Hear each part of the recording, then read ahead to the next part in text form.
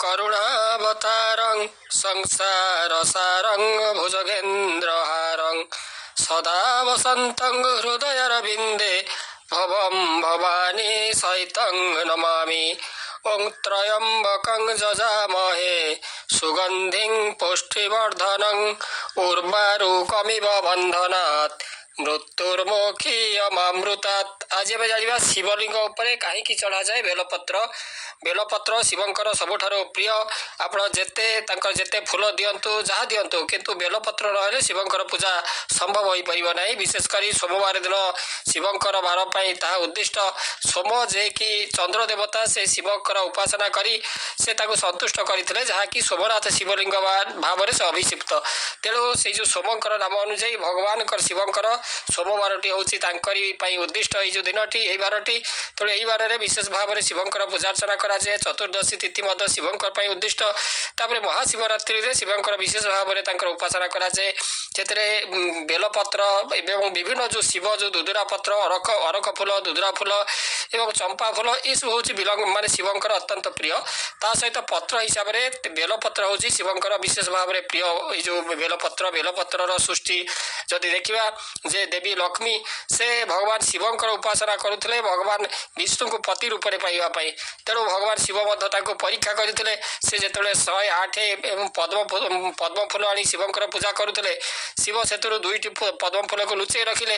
देवी जिते पूजा कले से देखिले जे दुईटी पद्म फूल उणा होती पाखे कौन दासी परिचारी ना। तेणु से कौन करेंगे शिव पूजा निर्विघ्न हेले से भगवान विष्णु को पति रूप में पाइपर ना। तेणु व्यस्त विव्रत हो देवी कौन कले मत तो कहती कमलिनी लक्ष्मी कहते जे मत तो समस्ते कहती कमलिनी मोर माने हृदय पद्म मोर नेत्र पद्म मोर स्तन पद्म। तेणु मोर जो स्तन पद्म दुईटी को काटी मु भगवान शिव को अर्पण करी। यह कही से जिते स्तन पद्म दुईटी काटिदेले शिव से समय आविर्भूत होते और लक्ष्मीकर जो स्तन पद्म को माने पुनर्स्थान संस्थापित करते सौंदर्य आहरी द्विगुणित होता। एवं से जो लक्ष्मी जो स्तन पद्मटी काटी बेल वृक्षरे रूपांतरित होता कहुए। एवं से जो बेल पत्र बा बेल गछटी भगवान शिवंकर अत्यंत प्रिय।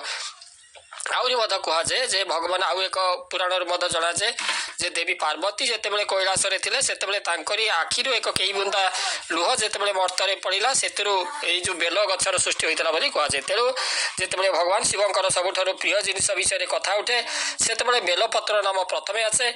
आम समस्ते जानू जे बेलपत्र भगवान शिवंक अत्यंत प्रिय एवं शिवलिंग उपर बेलपत्र न चढ़ाइवा पर्यंत पूजा असंपूर्ण पूजा संपूर्ण हो न थाए।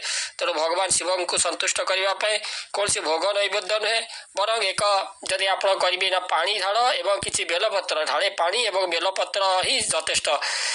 शिव को से कहुए आशुतोष से अल्प संतुष्ट होती और भक्तर कष्ट को से बेसी समय देखी पारती ना से आशुतोष नाम बहन करती।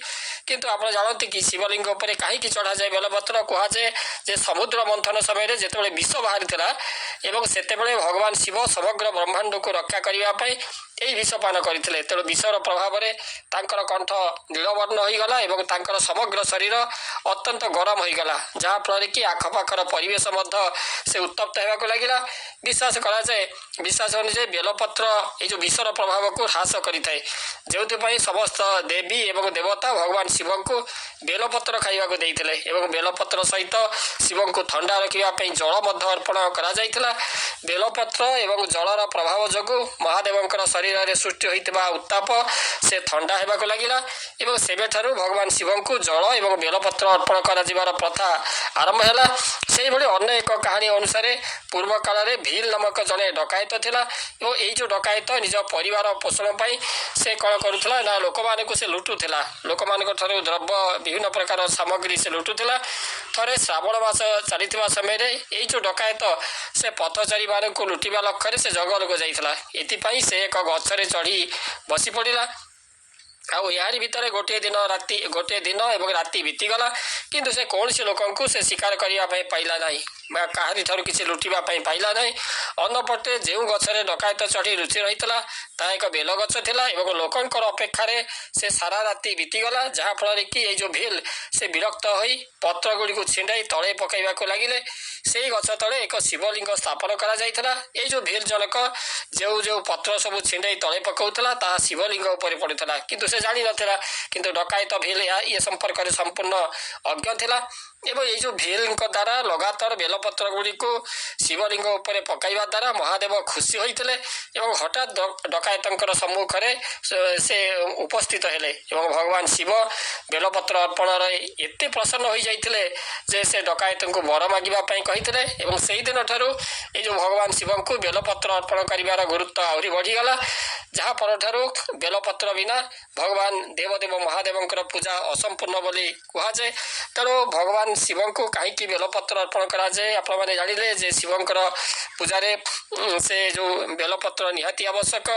ଓಂ କର୍ପୂର ଗୌରଂ କରୁଣାବତାରଂ ସଂସାର ସାରଂ ଭୁଜଗେନ୍ଦ୍ର ହାରଂ ସଦା ବସନ୍ତଂ ହୃଦୟରବିନ୍ଦେ ଭବଂ ଭବାନୀ ସହିତଂ ନମାମି।